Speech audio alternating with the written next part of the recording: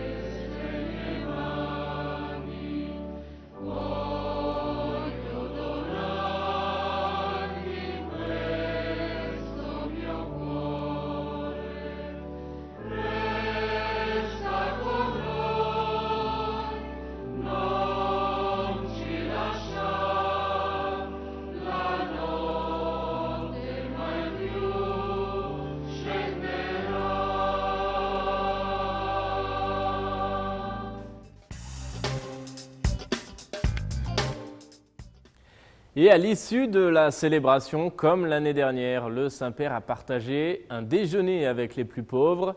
Ils étaient près de 1500 venus de différents pays. Le repas s'est tenu dans la salle Paul VI au Vatican. Regardez.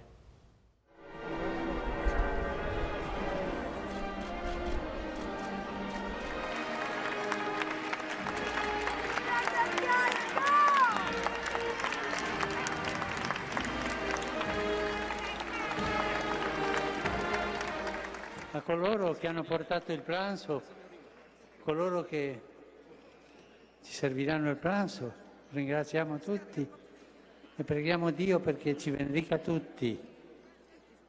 Una benedizione di Dio per tutti, tutti che stiamo qui.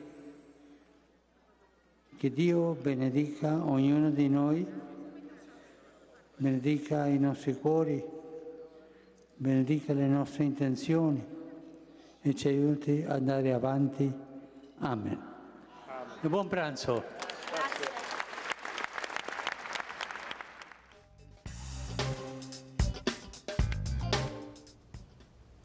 Et puis, comme chaque dimanche, le Saint-Père a récité la traditionnelle prière de l'Angélus.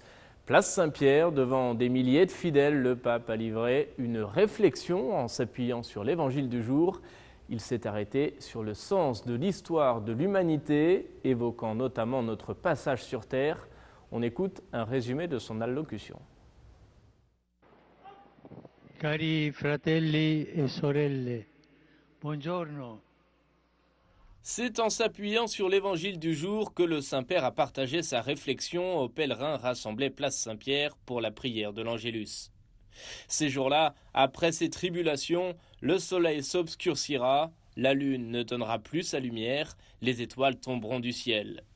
Voilà le passage de l'évangile que le pape a voulu commenter. Il ne s'agit pas, dit-il, d'un discours sur la fin du monde, mais plutôt d'une invitation à bien vivre le présent, à être vigilant et toujours prêt pour le moment où nous serons appelés à rendre compte de notre vie. Au contraire de ce chaos, a expliqué le pape, la lumière qui brillera au dernier jour sera unique et nouvelle. Ce sera celle du Christ qui viendra dans la gloire avec tous les saints.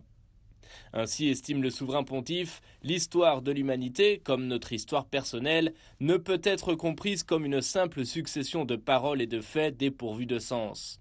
Au contraire, elle n'a qu'un seul sens et but à atteindre, c'est la rencontre définitive avec le Seigneur.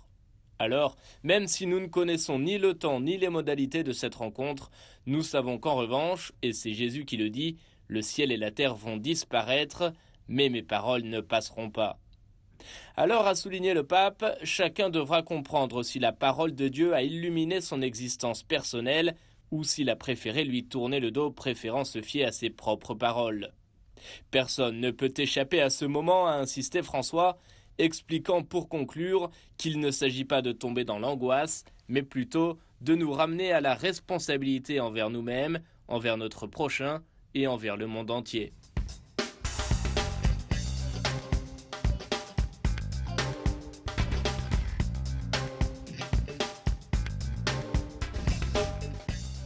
On ne peut pas aimer seulement tant que cela convient. L'amour se manifeste précisément au-delà du seuil de son propre intérêt, quand on donne tout sans réserve.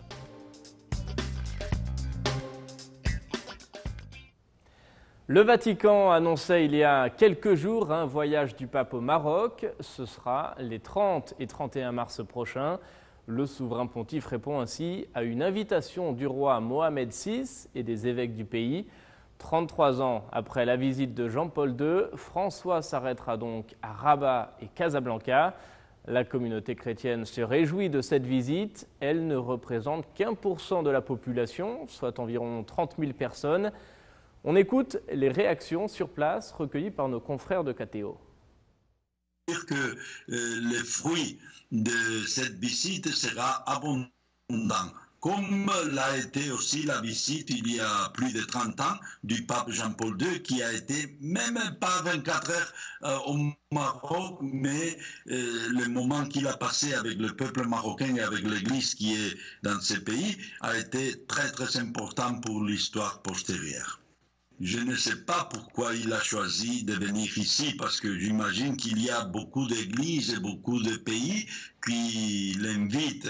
Mais je pense que ces papes qui nous demandent continuellement d'aller vers les périphéries veut prêcher avec son exemple. Et maintenant, il vient à ces pays où l'Église est petite, insignifiante, minuscule. Je pense qu'il veut visiter aussi les périphéries.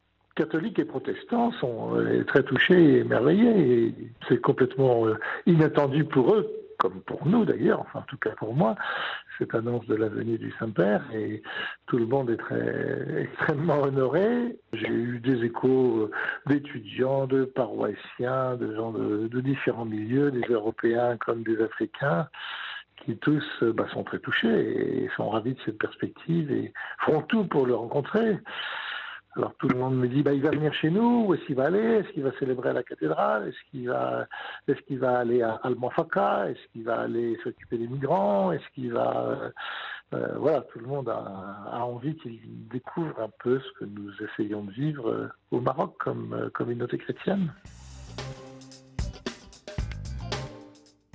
Et de l'autre côté de la frontière, on se prépare à la béatification des 19 martyrs d'Algérie. Les 7 moines de Tibérine et 12 autres religieuses et religieuses du pays seront béatifiés le 8 décembre prochain. Ils ont été assassinés, je vous le rappelle, en Algérie lors de la guerre civile dans les années 1990. La messe de béatification sera présidée dans le pays, à Oran. Je vous propose d'écouter le frère Thomas Georgeon, postulateur de la cause des moines de Tibérine.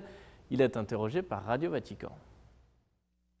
C'est un long processus qui aboutit effectivement depuis l'annonce officielle par le Saint-Siège de la future béatification des 19 bienheureux martyrs. Il y a eu une longue période d'attente et de discernement qui s'est fait en lien avec les évêques d'Algérie, les supérieurs des congrégations religieuses impliquées dans la cause, les familles des 19 aussi. Et une très belle chose, c'est que ce discernement s'est effectué dans la paix. D'une certaine manière, on peut dire qu'on a vraiment été conduit pour arriver à cette décision qui soit à la fois le désir profond des évêques d'Algérie de célébrer la béatification sur la terre sur laquelle ont vécu les martyrs, en ayant le plein accord à la fois du Saint-Siège et du gouvernement algérien. Qu'est-ce que ça représente comme signal envoyé aujourd'hui aux chrétiens d'Algérie, cette béatification? C'est dans la lignée de ce que ont vécu les 19 martyrs d'Algérie, de ce qu'a vécu et de ce que vit aujourd'hui l'Église d'Algérie, une église de la rencontre, une église du dialogue et une église de l'amitié. J'espère que la célébration en Algérie sera pour l'Église et pour le monde un élan dans cette voie, la voie du dialogue, de la connaissance mutuelle et de la fraternité.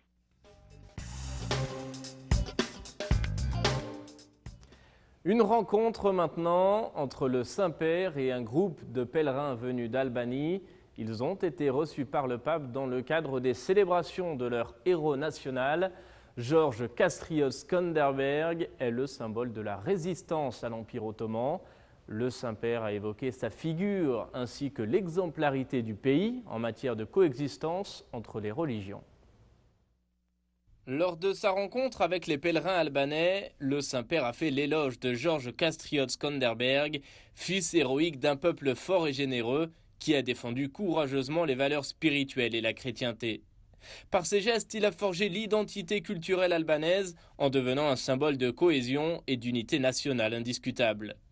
Dans son allocution, le Saint-Père a également estimé que cet anniversaire est propice pour un engagement renouvelé en faveur d'un développement authentique et équilibré pour que les plus jeunes ne soient pas contraints de choisir l'émigration. Car ceci, dit-il, affaiblit le pays de forces et de compétences indispensables à sa croissance humaine et civile. Le Saint-Père a enfin souligné l'exemplarité de l'Albanie sur le plan de la coexistence entre les religions. Un climat pacifique entre différentes confessions, a conclu le pape, est une route qui produit de l'harmonie et libère les meilleures forces ainsi que la créativité d'un peuple tout entier. Un cœur, un engagement, une vie, voilà le thème du jubilé qui marque le 300e anniversaire de la mort de Saint Jean-Baptiste de La Salle. Connu pour son engagement dans l'éducation des enfants pauvres, il est le fondateur des Frères des écoles chrétiennes, que l'on appelle plus communément les Lasalliens. Ils ouvriront donc leur jubilé à Rome ce samedi. On écoute le vicaire général au micro de Vatican Media. Bonjour à tous les Lasalliens du monde, surtout ceux de la francophonie. Je suis contente de vous inviter à participer dans les célébrations que nous avons organisées à l'occasion de l'année de jubilé lasallien. Donc on commence le 17, mais nous sommes en fait dans quelques mois. Donc je vous invite à participer de l'idée de esparcir les bonnes nouvelles de notre institut à tous les Lasalliens et surtout à toutes les personnes du monde, surtout nous les Lasalliens, que nous avons l'obligation, comme Saint Jean-Baptiste de La Salle a dit, de toucher le cœur de nos élèves. Avec cette obligation, nous avons, dans cette année, l'opportunité de le faire de manière un peu plus consciente. Donc, avec cette obligation, je vous invite à participer des célébrations qu'on a organisées dans tout le monde, surtout en France. On parle de Reims, de Rouen, de Paris, d'Arménie. Ce sont des lieux qu'on peut visiter, mais surtout visiter nos écoles et participer avec action d'aide à ceux qui ont besoin. Avec cet esprit, je vous invite à dire avec tout le cœur que vive Jésus dans nos cœurs à jamais. L'audience générale à présent, comme chaque semaine, le Saint-Père a poursuivi son cycle de catéchèse consacré en ce moment aux 10 commandements. Cette fois-ci, le Saint-Père s'est arrêté sur la 8e parole « Tu ne porteras pas de faux témoignages ». Le pape a expliqué que les chrétiens sont invités à témoigner de la vérité avec des actes. On écoute un résumé de sa catéchèse. Frères et sœurs, nous abordons aujourd'hui le 8e commandement. Tu ne porteras pas de faux témoignages contre ton prochain. Une personne parle avec tout ce qu'elle est et tout ce qu'elle fait. Ainsi, nous vivons en communiquant, mais nous sommes continuellement tiraillés entre la vérité et le mensonge. Or, dire la vérité ne signifie pas seulement être sincère ou exact. Combien de bavardages détruisent la communion par manque d'opportunité ou de délicatesse? Mais alors, qu'est-ce que la vérité? Elle trouve sa pleine réalisation dans la personne même de Jésus, dans sa manière de vivre et de mourir, fruit de sa relation avec son Père. Et cette vie d'enfant de Dieu, lui, le ressuscité, il nous l'offre en envoyant l'esprit de vérité qui atteste à notre cœur que Dieu est notre Père. Ainsi, la vérité est la révélation merveilleuse de Dieu, de son visage de Père et de son amour infini. Et c'est cette vérité que nous sommes appelés comme chrétiens à rendre visible et à manifester par notre manière de vivre et dans chacun de nos actes.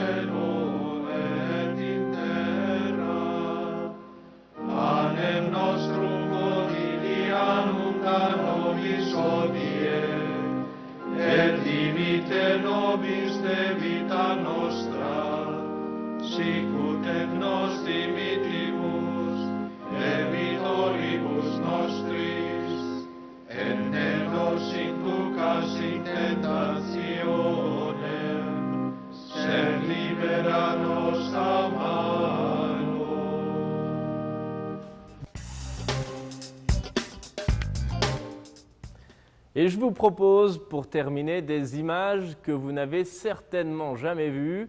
Ce sont les premières images d'un pape filmé par une caméra. C'était à la fin du 19e siècle, en 1896. Le souverain pontife était alors Léon XIII. Regardez.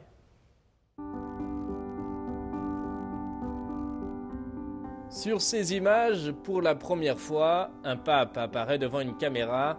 C'est Léon XIII, 256e pape de l'Église catholique. Élu successeur de Pierre en février 1818, il reste plus de 25 ans sur le siège apostolique. Son pontificat est marqué, entre autres, par la publication de 86 encycliques, dont une, Rerum Novarum, bien connue pour être le texte inaugural de la doctrine sociale de l'Église. Celui qui fut un temps nonce apostolique en Belgique est aussi connu pour être un fervent opposant à la franc-maçonnerie, qu'il condamne d'ailleurs dans une encyclique à la suite de ses prédécesseurs. Le pape Léon XIII est mort en 1903, il avait 93 ans.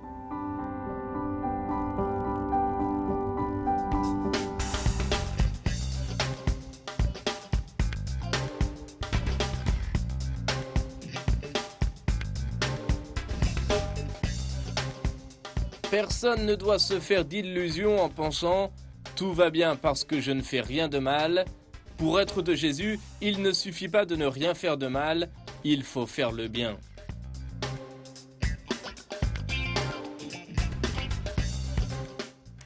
Voilà, c'est ainsi que s'achève cette émission. Merci d'avoir été avec nous. Je vous souhaite une très belle soirée et on se retrouve la semaine prochaine pour de nouveaux échos du Vatican.